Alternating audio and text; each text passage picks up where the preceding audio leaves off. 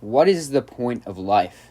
This is probably the ultimate black pill question, because it's much more rhetorical in its nature, as in, by asking the question, it implies that life might be pointless.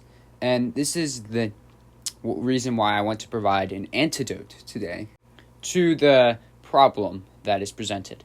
Now, people oftentimes try to console people who are asking, oh no, what even is the point of life?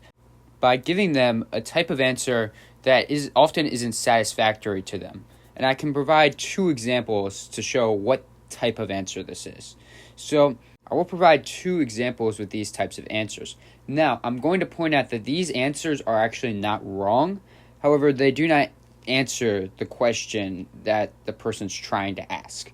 So the first answer that people will often provide is given by religious people, and it is the point of life is to glorify God. Simple enough.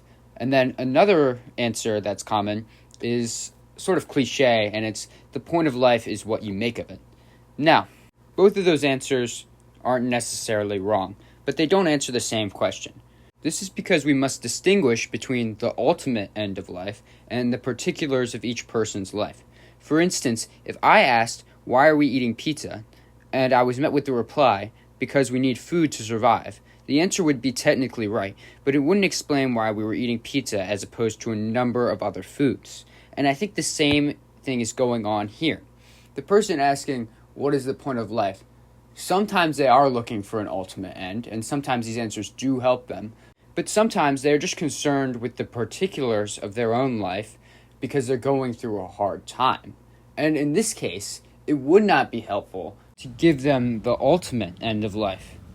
What would be helpful is to console them, because by asking this question, they are expressing frustration at the dullness of their life.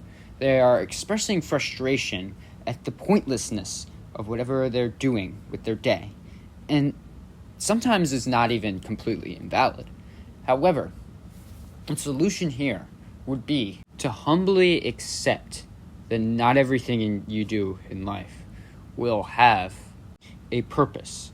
Life in general has a purpose, but not everything you do will be aimed at a higher thing. Someone might be frustrated at the seemingly meaningless suffering or pain that they're going through, but as long as life as a whole has an ultimate purpose, each particular thing doesn't need that.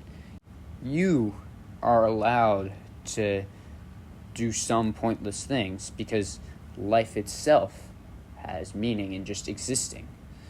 And if you're not really sure where you're going, if you're feeling aimless at points in your life, that's just part of it, I think. And it doesn't undermine the ultimate purpose of life. That's it. Thank you.